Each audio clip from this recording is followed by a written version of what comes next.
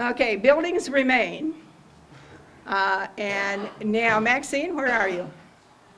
Okay, Maxine has just updated all of her abstracts, and can you tell us how many people have been in that building ahead of at Clark's? It was they had the lamplighter shop there, and they had,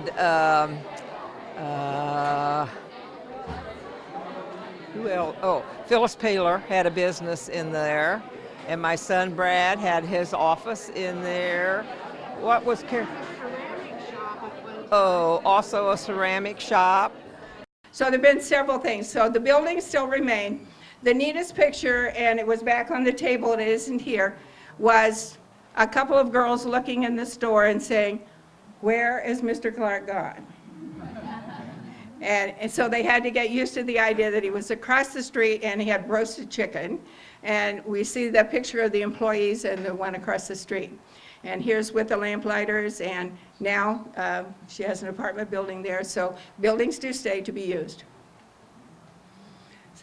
Okay, some shops just stayed the same, just had new operators. When I moved to town, Claude Sutton was there. He reared his family here in LaFontaine, and he worked on this shop. Bob Mills cut hair, and then he quit to do what? To be a mail carrier. Okay, and so he did that, and then he went home to do some woodworking and so on. Okay. Dick Carlson, I walked in one day and said, "Dick, I want to take a picture of the shop, and I want to find out some things for you." So he named all of his predecessors, but yeah, I think in the book that we have, maybe there's 6 or 7, so we didn't get them all anyway at that point. This guy came in from Wabash. I know people that come from Warren and Marion to get their hair cut in this particular place. Dick's always got a tale to tell you.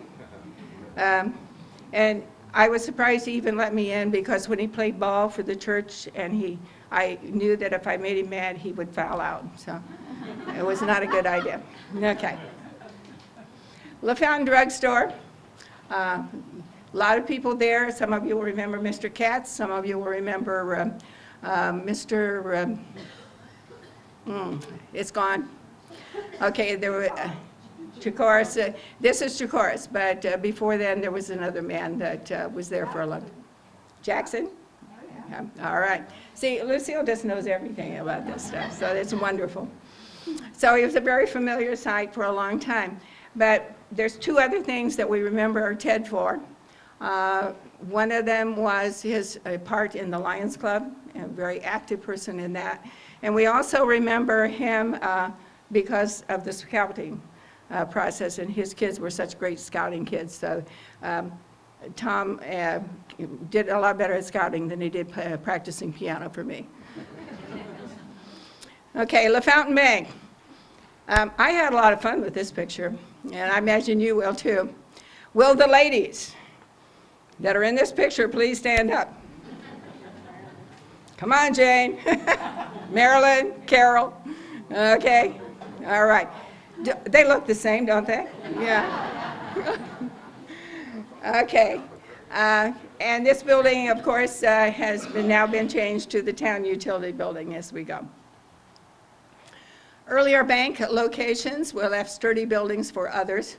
I guess I always thought that this was the home of the newspaper until I looked up and I go, huh, that's a bank. And here's a couple of our people that kept us on target. I don't have a picture of the one that scared me to death. I moved to here when I was 19 years old, and I was out working in the garden, and one day I go, there's somebody around here.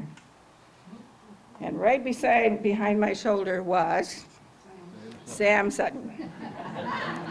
Now, Sam Sutton was the only person I know that could always go someplace and nobody knew where he was, because he was so quiet. And I almost jumped out of my skin, and I go, well, the least he could have done was ask me what I was doing, but he didn't, okay? But I guess I was doing it okay, because he left, okay?